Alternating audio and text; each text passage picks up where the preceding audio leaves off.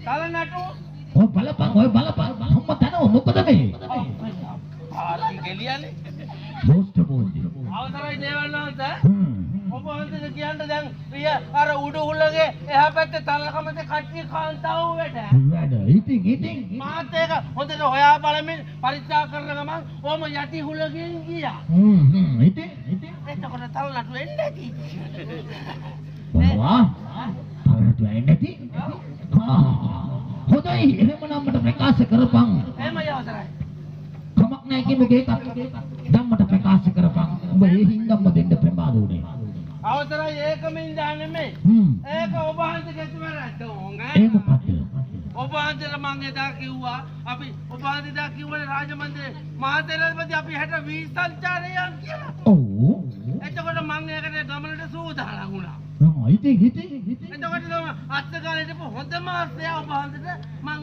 සකස් කළා සුදු හොඳ අස්සය මට සකස් කළ දුන්නා ඉතින් මම යවතරේ ඊට පස්සේ ඊගාව ඉන්න අස්සයා ගාවට යනකොට ඒකට බඩ යනවා එහෙනම් ඔබ මොනවද ඒකට දුන්නේ ඔබ ඒකට ඒ වගේ සිද්ධින් වෙන්න මොනවද උට ආහාරයට දුන්නේ අවතරයි එහෙම දන්නේ එහෙම මතක නැහැ මොන හරි ආහාරයක් අජීර්ණේ ඉතින් ඊට පස්සේ මොකද කළේ ඊට පස්සේ අවතරයි හොඳට හයි හතිරි හිටි අර කකුල් කොට වෙලඹ හිටි කකුල් කොට වෙලඹ ඉතින් ඊට පස්සේ අවතරයි කරන්න දෙයක් නැහැ ඔබ වහන්සේගේ මේ විසංචාර ගමන මට නවත්තන්න බෑ ඔබ වහන්සේගේ තීරණය එකම තීරණේ ඔබ වහන්සේ අර හොඳ අධ්‍යයක කරපත රැගිලා පාලට බඳු වේගේ ගමන් කෙරුවා අවතරයි මම බලනකොට මට ඉන්නේ අර කකුල කොට වෙලඹ කකුල කොට වෙලඹ ඊට පස්සේ කරන්න දෙයක් නැහැ මාත් ගමන යන්න ඕනේ ඔබ වහන්සේ පස්සේ මෙන්න ඕනේ මාත් නැග්ග කකුල් කොට වෙලඹ පිටට ඉතින් ජා අම්මා කිව්වා ඊට පස්සේ ගියාද ඊට පස්සේ ඔබ වහන්සේ දැන් දූවිලි අවුස්සකට යනවා අපේ වෙලඹ ලකට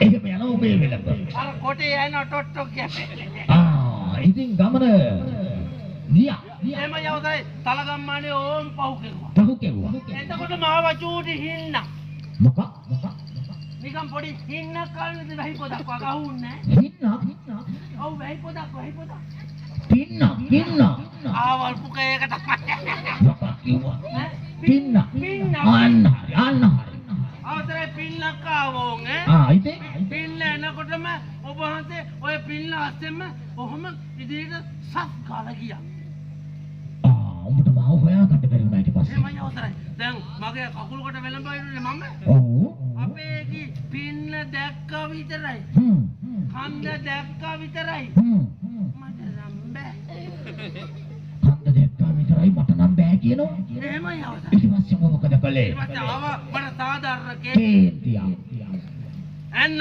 පයින් එකක් වෙලඹට ඊට පස්සේ ඉක්මන් කරලා ගමන් කරපිය අර පාවන බඳුගේ කන්ද තරණය කරන්නේ තරණය කළාද අවතරයි මට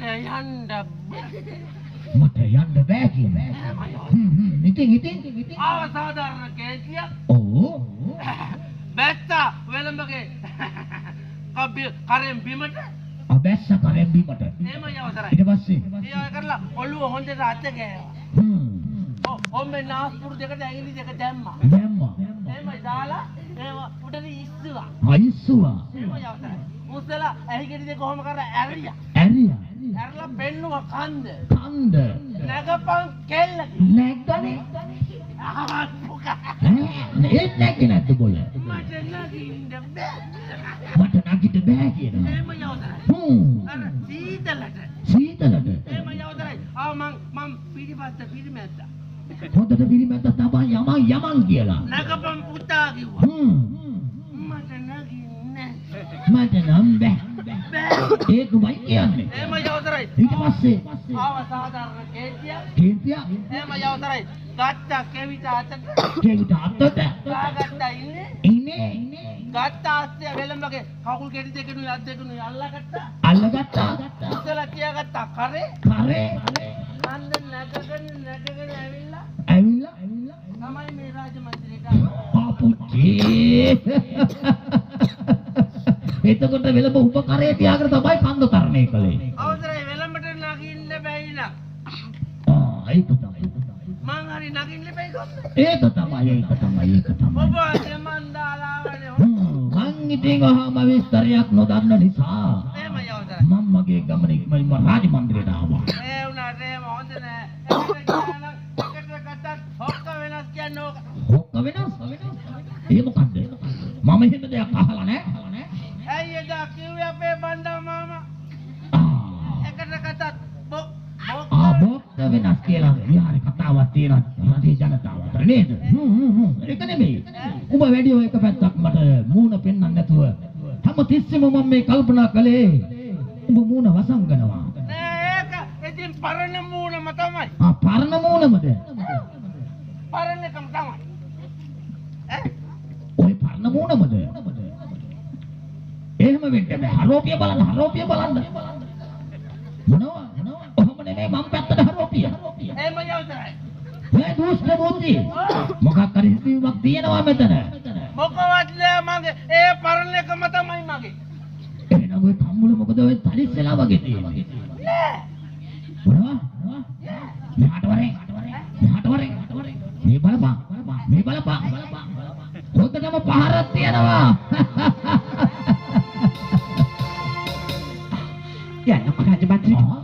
මොකද සිද්ධ වුනේ? තමයි ඔබ ඉන්නේ. වහන්සේ කියන්නේ යටි උලගෙන් මං ගමන් කරනවා. උඩු උලගේ තල පොළනවා. බඩවා. අර බලපන්. අර දොරටු ගාවල් කවුද අර මෙමගන කාන්තාවියක් රාජ මන්දිර ළඟා වෙනවා වගේ. අත බලමු මොකද වෙන්නේ කියලා. මම තමයි ඉන්නේ. එහෙම යවතර. පැත්තකට. මොකද මෙයා? අවසන් නමස්කාර රාජකුමාරණිනි. ඉස්මැහිලගේ බෙල්ලකින් තුරුවේ රාජමන්දිරයට අප මට ප්‍රථම වතාවට සමාව දෙන්න. හොඳයි. ඔබට සමාව තියෙනවා. මොකද ඔබගේ තකණියක් රාජ මන්දිරයට. ඔබ වහන්සේගේ දුක් ගැන ඉදිරිපත් කරන්න. ඒවා දුක් වෙන විල්ලක් ඉදිරිපත් කරන්නට. ප්‍රකාශ කරන්න ඕන දෙයක්. අපි ඕන දෙයකට බැඳලා ඉන්න. දොස්ත බුද්ධි පැත්තකට පළ. එහෙම යවතර. ඉතින් තෝද මේ සිංහාසනේ ඉඳගෙන රාජ්‍ය පාලනය කටයුතු කරන්නේ මමද? අන්න එහෙම පැත්ත කරලා හිටපිය. මම මේ පුරස්න ගැන බලන්න. එහෙම යව. මේ රාජ්‍යයේ පුංස දක්වන රාජකුමාරණිනි. ඔබ වහන්සේගේ මම පෙණයක් අහන්න පැමිණියේ. ඔබ වහන්සේගේ පියක් ඔබ වහන්සේත් මේ රාජ්‍ය පාලනය කරන බොහොම දෙහැමිව. එතකොට ඔබ වහන්සේගේ දේශයේ දුප්පත් අපි වගේ මිනිස්සුන්ට නිදහසේ පාරි ගමන් කරන්නට අවසරයක් නැත්ද?